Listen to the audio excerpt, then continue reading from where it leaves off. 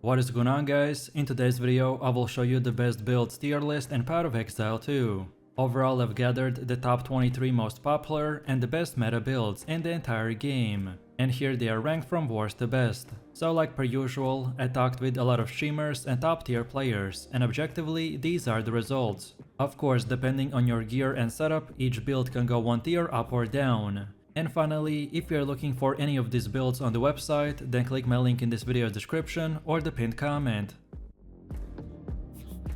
So moving over to the first D tier build, which is the grenade gemling legionnaire. Most of the grenade builds were really fun when the game just released, and they really haven't got any major nerfs. However, what really happened is that players figured out better builds. So for now, the grenade setups have fallen a lot. This build is structured around detonating the gas grenade with variety of detonator skills, such as the explosive shot or the explosive grenade, to create a screen-wide explosion that can one-shot massive amounts of enemy groups. Offensively, the gem-studded ascendancy allows us to create 2 copies of any support gem, which greatly improves our clearing speed, utility, and single target damage. So when we combine all of this, we can then create this build that has insane clearing speed and with this type of run and gun playstyle.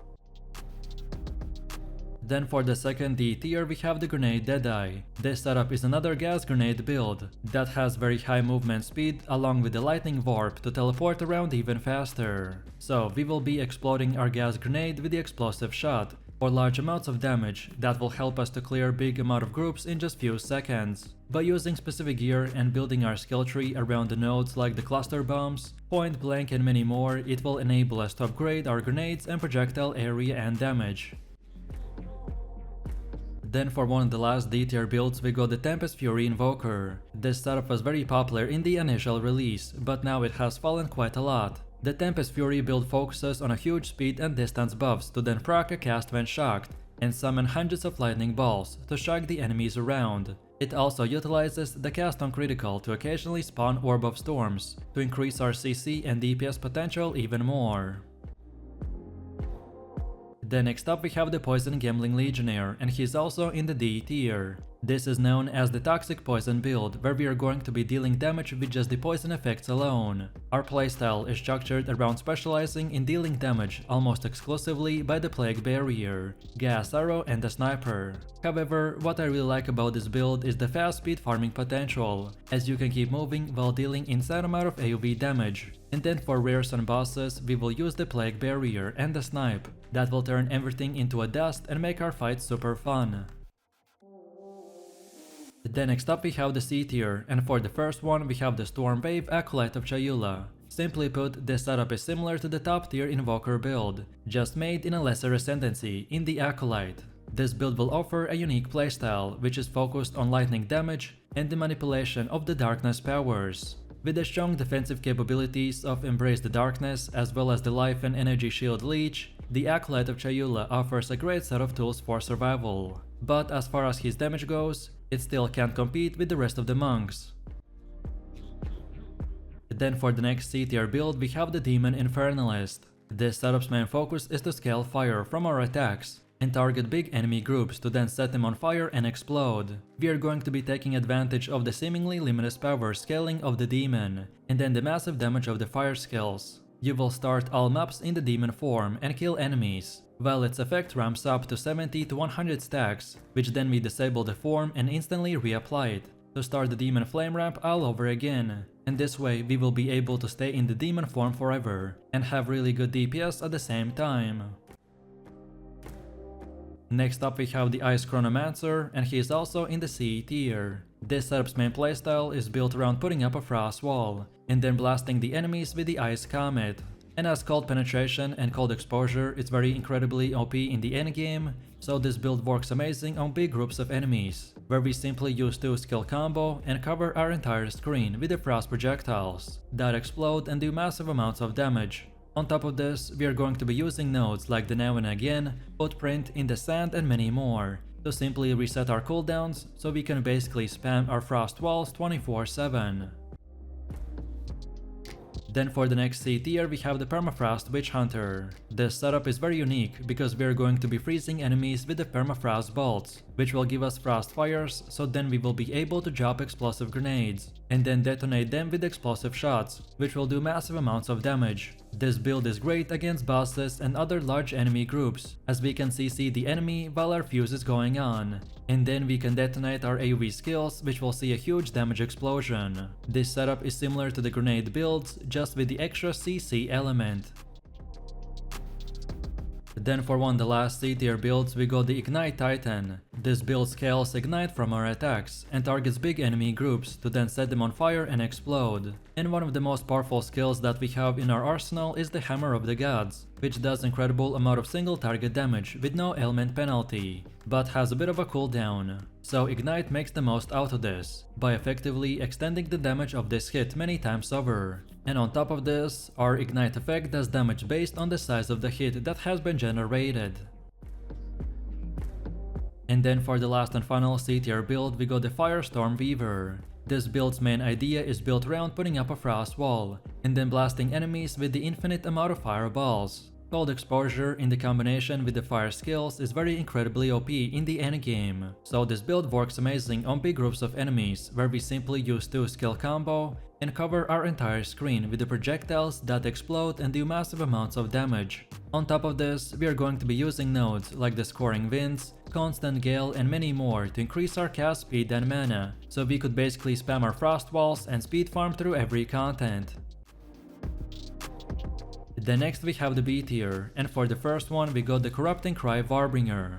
This build is pretty much a big AoE warrior that focuses on armor breaking offensively, and then the block defensively. Our main playstyle will revolve around using the Stampede skill, which will charge our character forwards and create patches of the jagged ground, which then are exploded when the final slam portion of the ability is executed, so we will be able to basically one-shot huge amount of grouped up enemies. And on top of this, you will want to invest into the Giant's Blood Keystone, which will unlock the ability for us to use a two-handed weapon in just one hand, so then we could use a shield on our offhand.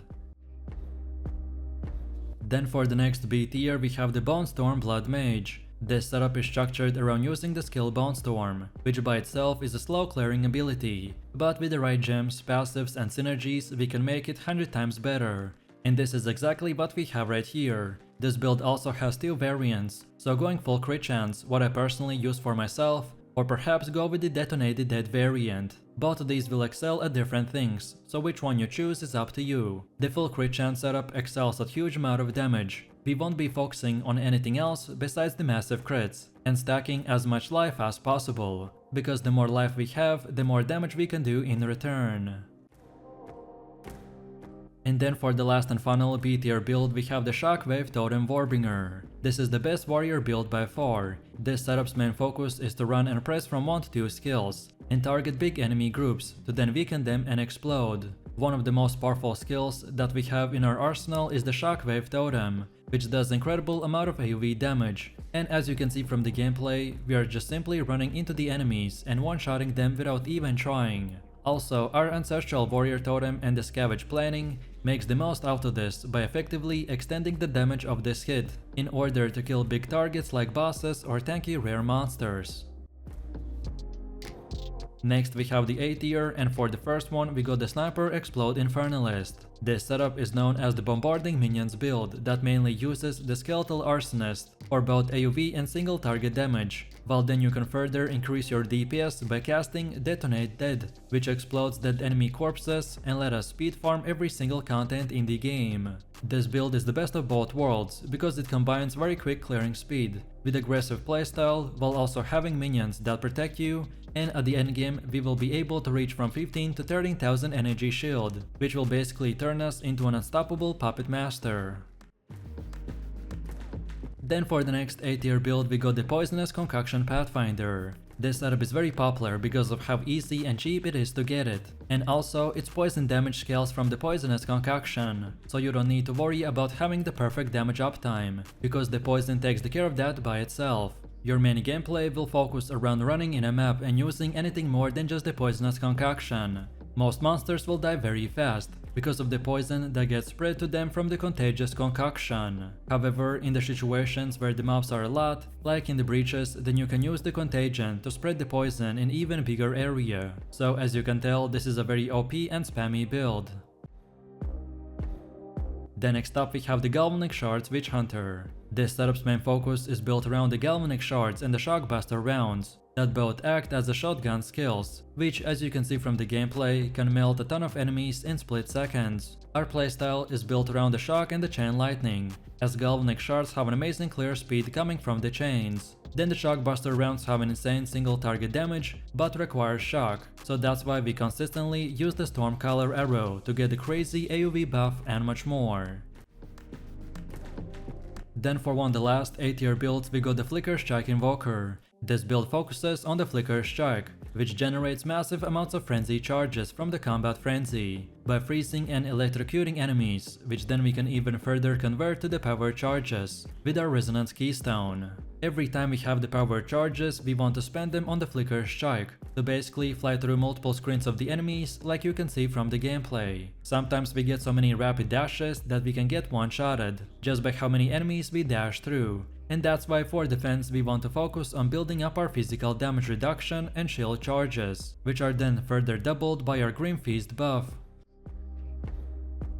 And then for the last A tier we have the Explosive Shot Deadeye. This build is known as the Explosive Shot build, which as you can see from the gameplay, can blow up and destroy a huge amount of enemies by using the Explosive Shot, Shock Burst and many more skills. However, for our playstyle to work we will need to use the Tree Dragon Mask, but lucky for us, this headpiece is pretty cheap and easy to acquire, by just simply buying it or trading it. Overall Deadeyes have a shock buff, which means that now by using the specific items, we will convert our ability to ignite with fire damage to now get a shock chance instead.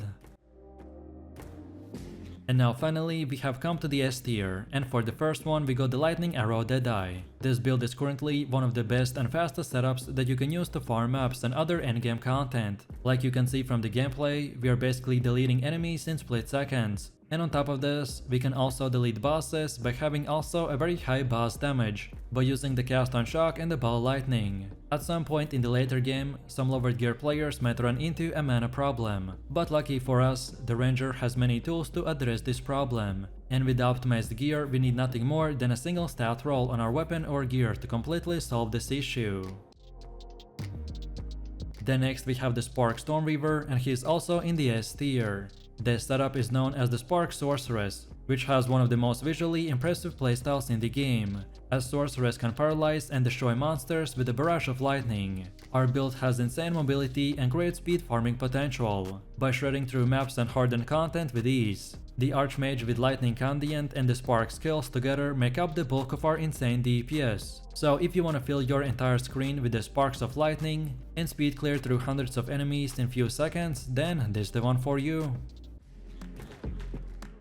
Then for the next S tier we got the Ice Strike Invoker. This setup's main focus is to lock down your enemies with quick freezes that last a long time. Even bosses are vulnerable to being frozen, and we can just lay down an insane amount of DPS while they are stuck doing absolutely no damage. Your main gameplay will focus around using the Ice Strike to close the gap between the enemies. Then drop Tempest Belt to help you do more damage, and then activate your Charged Staff and the Shattering Palm to engage ranged enemies before they can even hit you, or just to completely melt them down in few seconds. Then for one of the last S tier builds we got the Lightning Stormweaver. This setup's main playstyle is built around using the Tree Dragon Mask, which will allow our Lightning Warp to build up the freeze, in order to proc a cast on freeze, with the Lightning Conduit which will do massive amounts of AoV damage, due to the natural shock ground which is provided by our Lightning Warp. On top of this, we are going to be using nodes like the Mind Over Matter, Eldritch Battery and many more to increase our damage and convert all of our shields to mana. Our build will be very mana hungry, but because of our setup we are going to be easily fixing this and increasing our AoV damage at the same time. And then for the last and final S tier build we got the Minion Spirit Infernalist. This setup is the Spirit Minion build, which summons Raging Spirits by casting the Flame Wall for offense. And then also for defense we get to command a minion army. So unlike most other setups where they only command or cast spells, well in this one we get to do both, and thus increase our DPS even higher. By using specific gear and building our skill tree around the nodes like the Power of the Dead, Fear the Dead, Silent Guard and many more, it will enable us to upgrade our minions and projectile area and damage. So if you are ready to explode anyone and everyone that stands in our way, while also getting a skeleton army that follows and protects you, then this is it.